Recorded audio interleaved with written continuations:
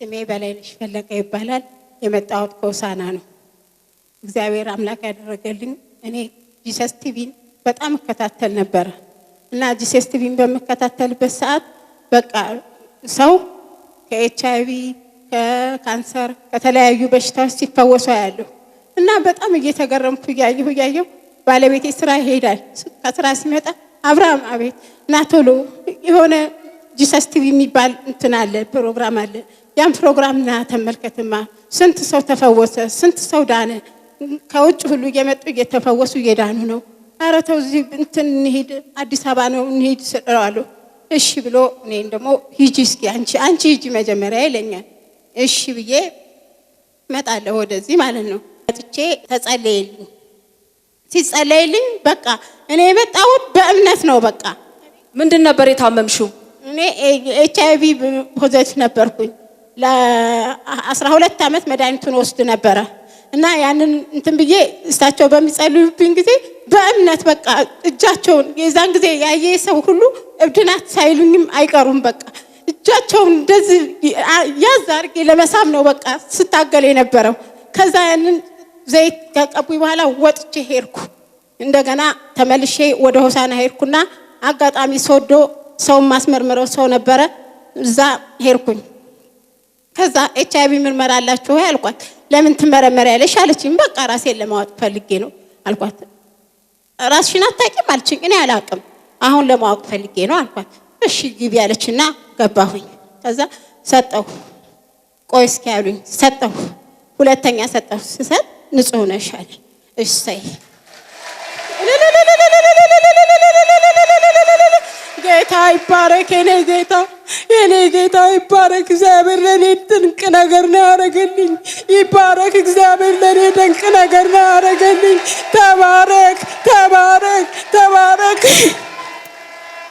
እግዚአብሔር አምላክ ይባረክ። ከዛ ንጹህ ነሽ ሲለኝ በቃ እኔ አሁን አልኩት ንጹህ ከሆንኩኝ ይሄን ወረቀት ስጠኝ። በቃ እኔ ጂሰስ ቲቪ ተከታትዬ በእምነት ሂጄ በእምነት ተጸልዮልኝ ነው የዳንኩት። ስለዚህ ወረቀት ስለሚያስፈልገኝ ወረቀት ስጠኝ አልኩት። እሺ ብለው ያን ወረቀት ሰጠኝና ወጣሁ። ስወጣ ደግሞ አላመንኩም። አሁንም ቆይ እንደገና ደግሞ ሊሂድ ብዬ ሌላ ጤና ጣቢያ ሄድኩና ተመረመርኩ። ስመረመር እንደገና አሁንም 2 ጊዜ ደሜን ወሰደ። አሁን 2 ጊዜ ስመን ነፃ እሰይ ብዬ ከዛም ወጣሁ።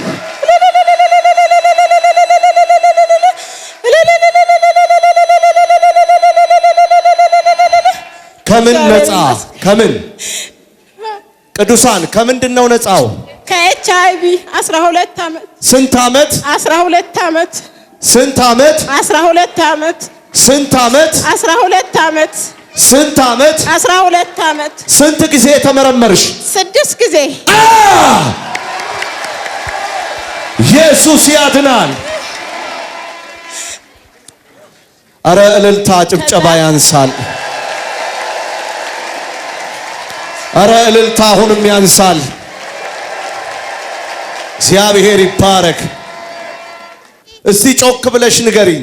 እኔ እምነቴ ኦርቶዶክስ ነኝ። እምነትሽ ኦርቶዶክስ ነው? ኦርቶዶክስ ነኝ። እዚህ ቤት ግን ኦርቶዶክስ አይባልም፣ ሙስሊም አይባልም፣ ካቶሊክ ነህ አይባልም። ሁሉም በእግዚአብሔርን ያመነ ያምናል።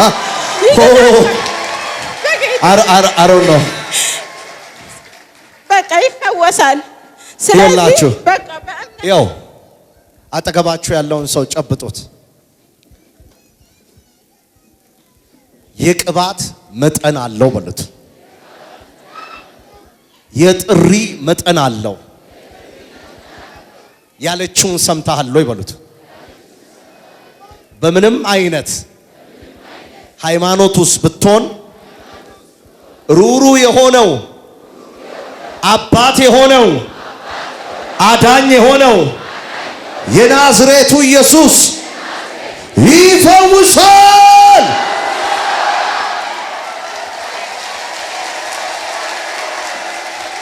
ቆይ መቤቴ እኔ አሁን እምነትሽ ምንድነው? ኦርቶዶክስ ነኝ። ባለቤቴም ኦርቶዶክስ ነው። ከዛ አቤት ጌታዬ ተመርምሬ ማፈወሰሽ ኢየሱስ በነብይ ኤርምያስ በነብይ ኤርምያስ ደርሶልኝ ኢየሱስ ማፈወሰሽ ቆይ የፈወሰሽ መስቀል ላይ የተሰቀለው ጌታ ኢየሱስ ገናናው ጌታ የኔም ቤት አሜን። ስሚኝ የምለውን እሺ እኔ ምን አቅም ኖሮኝ እፈውሳለሁ ብለሽ ነው? እኔ እኮ እግዚአብሔር ዕጣ የጣለብኝ ባሪያ ሸክም ተሸካም ከዛ ውጪ አንቺን ለማበረታታትና ይሄ ህዝብም እንዲነቃቃ ሳይሆን ንጹህ ወንጌል ስለሆነ ነው። የተሰቀለልሽ ኢየሱስ ነው። ያዳነሽ ኢየሱስ ነው። የፈወሰሽ ኢየሱስ ነው። ስለዚህ እውነተኛ ወንጌል በምን ይታወቃል? የተለየና እንግዳ ትምህርት አትማሩበትም። ተቀላቅለን አዳናችሁ አይሉ። እውነተኛ ወንጌል እህቴ እንዲህ ያለ ነገር ስትሳሳት እንኳን ጣልቃ ገብቶ የሚያርም ነው። ማን ነው ፈዋሹ? ቅዱሳን ለማጋነን ለማሳነስ ለመጨመር ብለን እኮ አይደለም፣ እውነተኛውን እኮ ነው የምንናገረው። ማን ነው ፈዋሽ? እቺ ሴት ጮክ ብላ ትንገረኝ። ማን ነው ፈዋሽ? ኢየሱስ። እስቲ ጮሂና በይ ኢየሱስ። አዎ፣ አጠገባችሁ ያለውን ሰው ጨብጡት። የእግዚአብሔር ሰው ነብይ ኤርምያስ በሉት። በእግዚአብሔር ተጠርቷል። አበቃ። ምንም የሚፈልገው ነገር የለም። እሱን እግዚአብሔር የጠራውን ይሄንን ባሪያ እንደ እግዚአብሔር ሰው መቀበልህ እሱ ብቻ በቂ ነው። ከዛ በተረፈ ግን የጌታን ክብር የአምላክን ስም የሚጠጋጋ ነገር ከነብዩ ጋር አታርግ። ነብዩ የእግዚአብሔር ሰው ነው።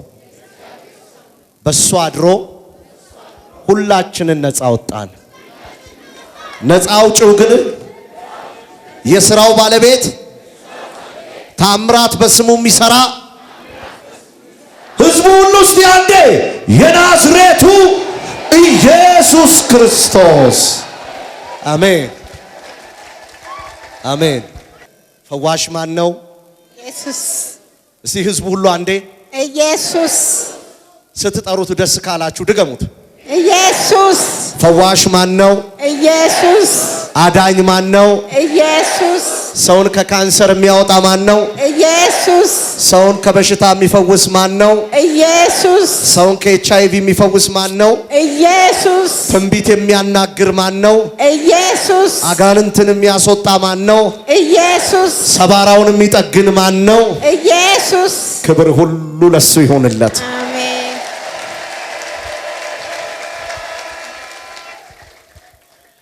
መንፈሳዊ ልጄ ፓስተር ህብረት በጣም ተጠንቅቀሽ በትክክል አድርጊ። ጌታ ይባርካችሁ።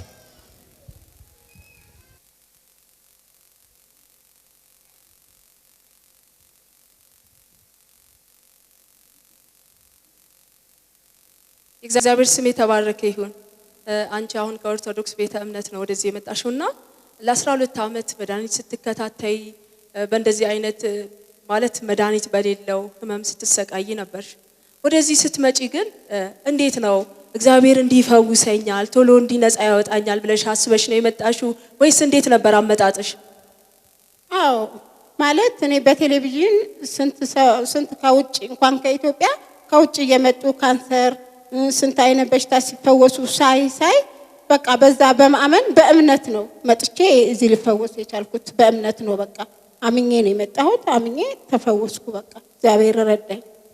እግዚአብሔር ስም የተባረከ ይሁን። በዚህኛው ቦታ ላይ ያለው የሆስፒታል ውጤት ነው። ይሄ የሶዶ እንትን ነው። ይሄን ደግሞ ለሆሳና እንትን የምትዩ ለመድኃኒት ክፍልሽ የምትሰጩ ብሎ የሰጡኝ ነው። እግዚአብሔር ሰው ነብይ ኤርምያስ እሁድ እንደጸለዩላት ማለት ነው። እሷ ሰኞ አገሯ ትሄድና ማክሰኞ ዕለት ይሄንን ምርመራ ታደርጋለች። በመጀመሪያ ያለው ማለት ነው። እና እዚህ ጋር ምርመራ ስታደርግ እዚህ ወረቀቱ ላይ ተጻፈ መፈወሷን ይናገራል ማለት ነው። ግን እነዚህ ሆሳና ውስጥ ያሉት ሐኪም ቤቶች ማለት ነው ምን ይላሉ? ተፈውሰሻል፣ ግን ሌላ ቦታ ሄደሽ ቼክ መደረግ አለብሽ የሚል እዚሁ ጋር ማለት ነው በጽሁፍ ይገልጡላታል። መፈወሷን ይነግሯትና እዚሁ ጋር ከዚህ በፊት HIV ታማሚ እንደነበረች እና ደግሞ እንደገና ቼክ መደረግ እንዳለባት ሁለተኛ ይነግሯታል ማለት ነው። ሁለተኛ ስትመረመር ወደዚህ ሄደች ማለት ነው፣ ወደዚህ ሆስፒታል፣ እዛው ሀገር ሌላ ሆስፒታል። ይሄ ምንድነው የሚለው? መፈወሷን የሚናገር ማለት ነው። ቶታሊ HIV እንደሌለ የሚናገር ጽሁፍ ነው። ስለዚህ በእነዚህ በሁለቱ ሐኪም ቤት ስትመረመር ስንቴ ነው የተመረመረችው? በአንድ ቦታ 4፣ በአንድ ቦታ 2፣ አጠቃላይ 6 ጊዜ። እግዚአብሔር ስም የተባረከ ይሁን። እስኪ አምላካችን ቅዱስ እግዚአብሔርን ባርከው። የፈወሳት፣ የረዳት፣ የራራል